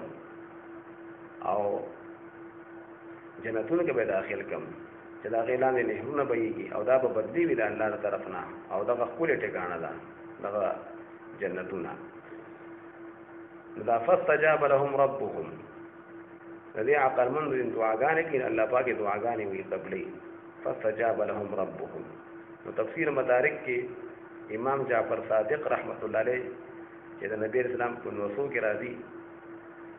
داغه روایت ته چې چاته داسې تکلیف مخه تراشي نو پینځه پیر دی وی ربنا ربنا ربنا عاجزه سره سوالونه کوي او پینځه پیر دی داسې ربنا ربنا وی نو چې د کوم شي نه یریږي الله پاک ول داغه نه خلاصې ورکی نجات ورکی او د کوم شي چې اراده کوي کوم شي غواړي الله بولاغه ورکی نو الله به دعاګانې قبلي ښه چې خو دعاګانې کوي کنه نو الله به خامخا دعاګانې بیا قبلي چې شرطونه برابر وي حرام خوراک نه حرام کپڑے نه اغوستي او خو په یقین سره دعاګانې کوي نو الله ګوره دعا خامخا د مسلمان بیا ګوره قبلي خو د قبلولو دا مطلب نه دی چې کوم شی بس دی غواړي چې هغه ته میلاو شي کله دا هغه په ځای دنه نور مصیبت هغه الله پاک ختم کی دته پتم نه کړه دا اکه شی ورکی چې کوم غواړي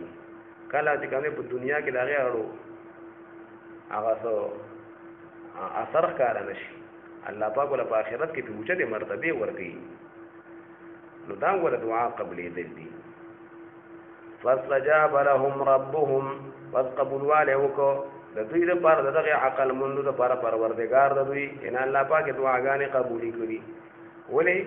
لکه چې الله وی انی لا اضيع عمل عامل منکم لکه چې بشک زه نزایا کوم عمل د عمل کوونکی تاسو من ذکرن او انثى هغه نارینه او که زنانه الله چې عمل زایا کوم نه بعضکم من بعض بعض تاسو هغه د بعضو نه دي ان الله تاسو د یو بل نه پیدا یو انسانان یې په انسانیت کې برابر یې که سړي دي که ښځې دي په دین کې ماته برابر وي یې ټول مسلمانان یې نو د آخرت په لحاظ سره سړي ګورې اوچت نه دي خبره په تقوا باندې ده فالذین هاجروا واخرجوا من دیارهم پس هر څه هغه کسان چې هغوی هجرتونه کړي وي وطن یې پرېښی وي د دین لپاره او را وخت کړي شي وي د خپل کورونو نه مجبوره کړي شي وي واوذوا فی سبیلی او هغوی له تکلیفونه ورکړي شي وي زما په لار کې الله وي زما د دې دین د وجه نه وقاتلوا او هغوی جهادونه کړي د کافرانو سره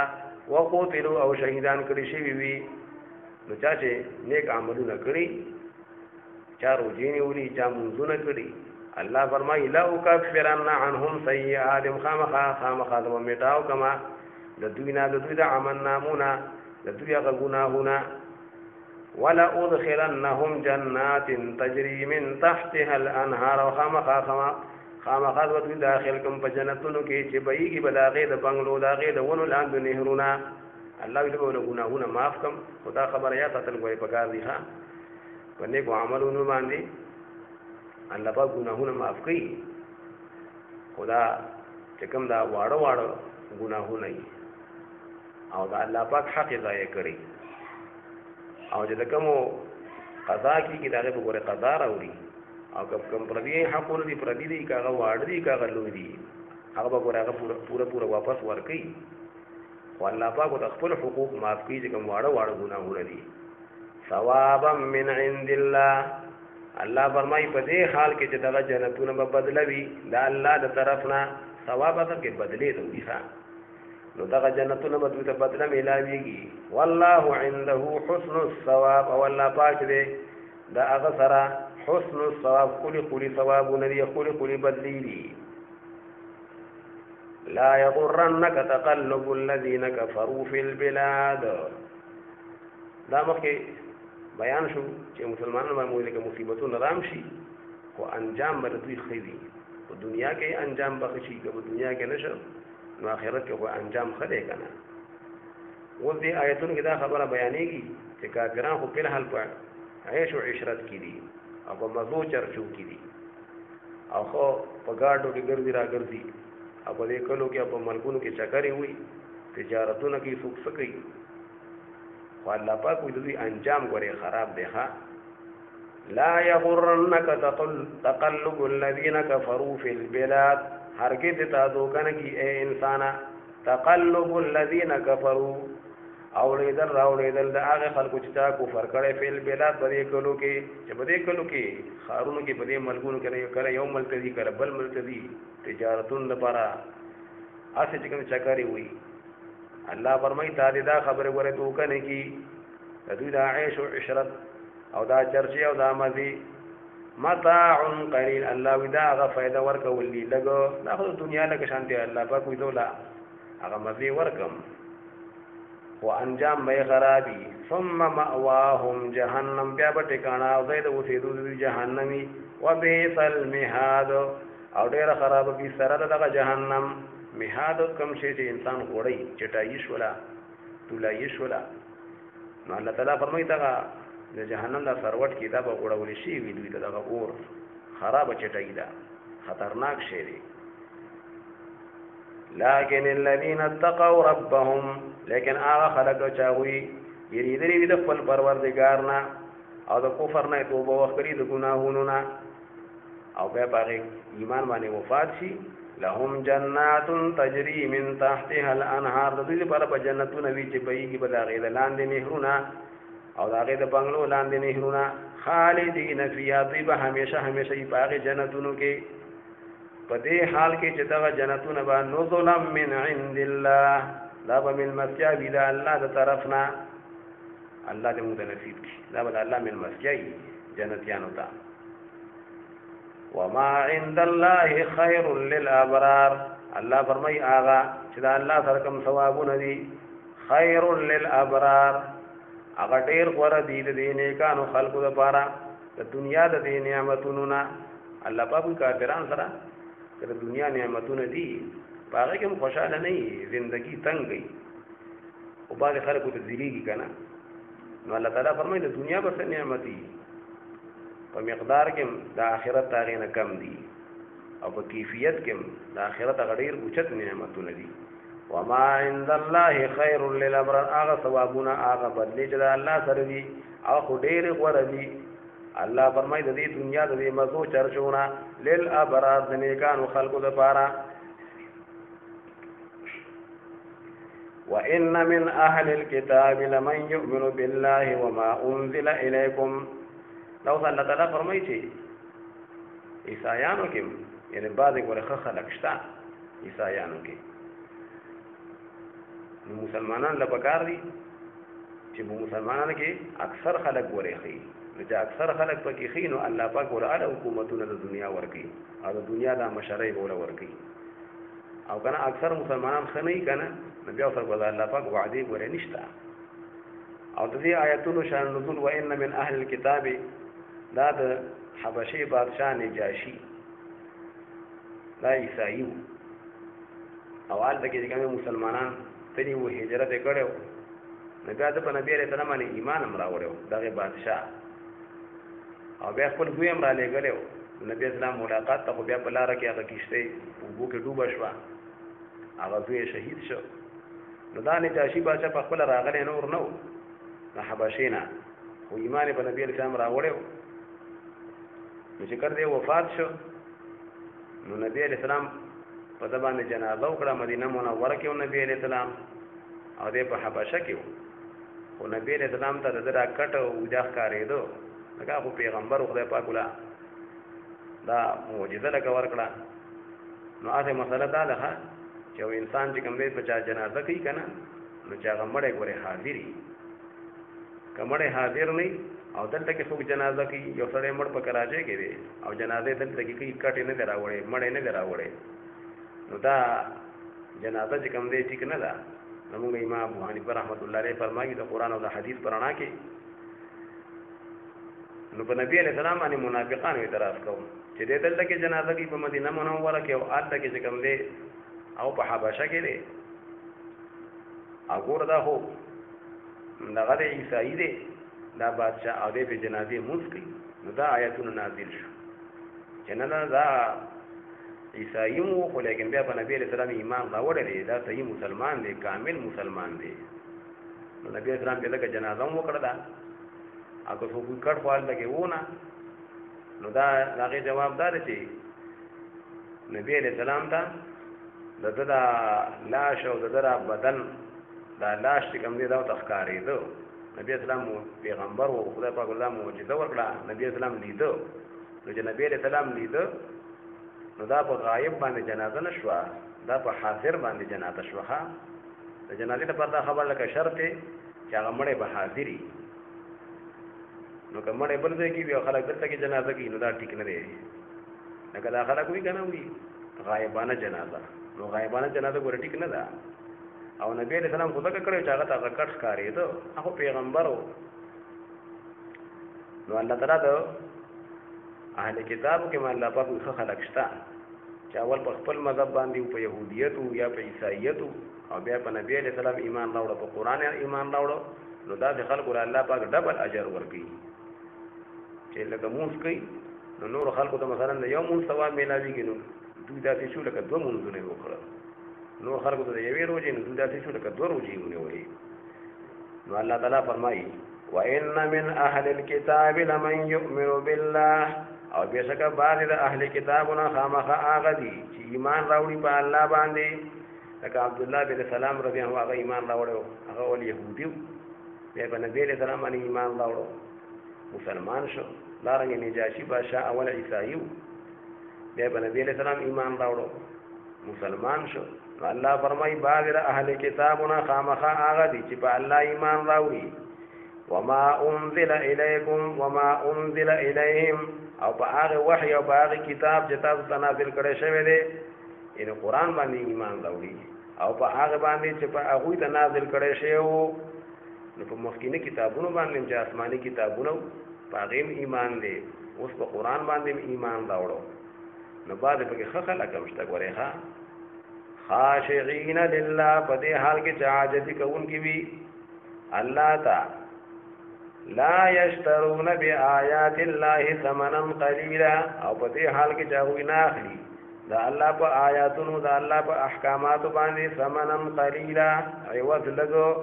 الله تعالی باندې په خلک مشتا دا څنګه دي چې دا الله پاک آیاتونه پټي او باغې پیسې اخلي دا فکر نه کوي خلک هم پکېشتا اولئک لهم اجرهم عند ربهم دا خلک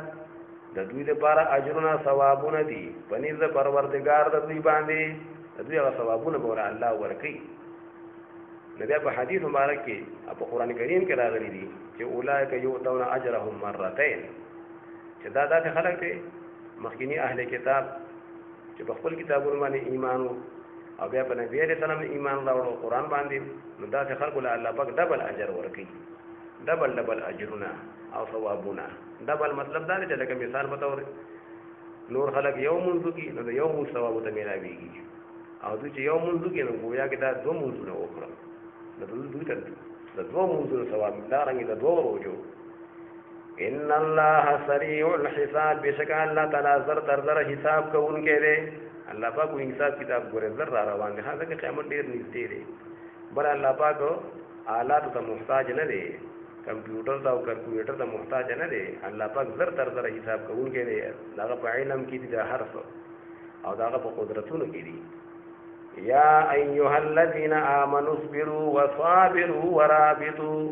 واتقوا الله لعلکم تفلحون. په دې صورت کې سورۃ آل عمران کې اکثر د کافرانو سره د يهوديانو سره مناظرې تیر شو، بحثونه تیر شو، او دارنګه د جهادونو خبرم پکې راغله. اوس په اخر کې الله پاک دا حکم کوي چې مؤمنانو اصبروا، صبر کوئ. مثال په تور د جهاد موقعي یا د روزو موکلا یا د بل یو عمل، نو الله تعالی وی صبر کوئ. نو صبر یوازې دې ته نه وي چې سړی چې کوم دی بس جلاګانې نه کوي او مصیبت کې خفګان نه کوي، بلکې صبر بس دې ته ویل کېږي په شریعت کې چې په نیکو پابندي کول او د ګناهونو نه ځان منع کول او د مصیبت په ټیم کې د ناجانه او د پریادونو نه چې بل چاته سړی پریادونه کوي، نو د دې نه ځان بچ کول. که الله د فریاد کې نو الله ته کوه په مصیبت کې، نو دې د صبر ویل کېږي. ها د مصیبت په ټیم کې خلاف شریعت کارونه نه کول، لکه بعضې خلک مخونه ټکوي، څوک ګریوان نشلی، او دارنګه الله پاک وصابرو، او بیا د جهاد په موقع کې چې کله مقابله د کافرانو سره، نو کافرانو هم صبر کوي که نه، تکلیفونه برداشت کوي که نه برداشت کوي په جنگ کې، هغوی هم مړه کېږي، هغوی هم زخمیان کېږي. نو الله تعالی فرمایي ای مسلمانه ته په صبر کې به دوی غالب شه، لکه ته خو د آخرت امید کوي او د الله د دیدار امید کوي، نو په کافر باندې غالب شه په صبر کې. کافر هم تکلیف برداشت کوي، خدای دغه نه سیوا برداشت کوه. او دارنګه الله پاک وی ورابطو، او دارنګه تیار اوسېږئ. الله پاک وی چې اوس جهاد خو نشته لیکن تیار به اوسېږي. مسلمان له پکار چې تیار وسلې تیارې ساتي، او دارنګه خپل بدن ورزش هم کوي په دغې نیت باندې چې د دین دپاره که جهاد پیښ شو، دارنګه خپل اسونه ساتي، وسلې ساتي په دې نیت باندې. ښه مونږ مسلمانان خو نن سبا وسلې دې لپاره ساتو چې د بل نه به پټې څنګه اخلم او بل مسلمان به څنګه ډس کوم. حالانکه په دې نیت باندې وسله ساتل چېرې که چېرته د اسلام دپاره په کار راشي، دا بیا یو سنت طریقه ده، توره ساتل او وسله ساتل. او دارنګه الله پاک ورابطو، یعنی پرله پسې چې کوم دی بس په کوشش کې اوسېږئ. بیا د رباط هم احادیثو کې ډېر تفصیلات راغلي دي چې رباط ګورې دغې ته هم ویل کېږي چې ځان جهاد د تیار ساتل، جهاد دپاره. ځکه چې نبي علیه السلام فرمایي چې یو سړی چې هغه ځان د جهاد دپاره تیار ساتلی دی، بس هر وخت تیاري د الله د دین دپاره، د جهاد دپاره، او دی مړ شو، په د وفات راغی په خپل مرګ، نو د چې کوم نیک عملونه کول، نو د مرګ نه پس هم الله پاک به د هغې اجرونه ورته ورکوي. او دارنګه چې څوک الله پاک په هغه رزق خپل ورکوي، او د قبر د سوال جواب نه به الله پاک بیا هغه محفوظ کړي، او د قبر د هغې عذاب نه، او د قیامت په ورځ باندې هغه د تکلیفونو نه چې کوم دی په امن کې وي. نو یو خو دغه رباط دی، ځان تیار ساتل د اسلامي ملک د حفاظت لپاره، د خپل ملک اسلامي لپاره چې د مسلمانانو ځمکه محفوظ وي، نو دا هم رباط دی. ښه او رباط دې ته هم ویلی کېږي چې یو انسان یو مونځ وکړي په جومات کې، ابد بیا دی په انتظار کې وي، یا په جومات کې ناست یا په جومات کې نه وي، که په خپل کور کې وي که په خپل پټي کې، خو دی په دې انتظار کې وي چې یاره کله به چې کوم دی بیا دوباره د مونځ ټیم راځي چې بیا جومات ته حاضر شه. نو دا هم ډېر د ثواب خبره ده. او الله تعالی فرمایي دا الله پاک نه ویریږي په ټولو حالاتو کې، کله کافر سره بحث کوئ که جهاد مو کوي که بل مو کوي او په هر حال کې دا الله پاک د حکمونو پابندي کول دا تقوا ده نو الله فرمایي چې دی باندې عمل وکړي چې کامیاب شي یا ایها الذين آمنوا اصبروا وصابروا ورابطوا اے مؤمنانو اصبروا صبر کوئ په تکلیفونو باندې په جهاد باندې او مصیبتونو باندې الله پاک صبر کوي په نیکو باندې د ګناهونو ځان صبر کوي وصابروا او تاسو غالب شئ په کافرانو باندې په صبر کې چې کله مقابله شروع ده کافرم صبر کوي تکلیف برداشت کوي نه څه خو ته دا غنا اوچت صبر وکړه هغه باندې غالب شه لکه ته د الله د رحمتونو امید کوي د کافر خو هغه امیدونه نشته هغه د یو باطل نظام د لپاره جنګيږي د یو باطل نظریه د لپاره جنګيږي او ته د یو حق نظام د لپاره جنګيږي ته د الله د دین د لپاره جنګيږي نو ته په باندې غالب شي الله وی په دې کافرو باندې په صبر کې په دوی باندې غالب شي ورابطو او الله فرمایي چې تیار اوسېږئ ځان چې کوم دی وتړئ رابطو معنا یعنی ځان وتړئ یعنی تیار اوسېږئ خپل اسونه وتړئ اسونه تیار ساتئ کې دې شي جهاد پیښ شي د دین لپاره به قرباني کوي کنه واتقوا الله لعلكم تفلحون او ويرګه الله پاکنا لپاره دې چې تاسو کامیاب شئ الله پاک دې موږ او تاسو هم کامیابی نصیب کړي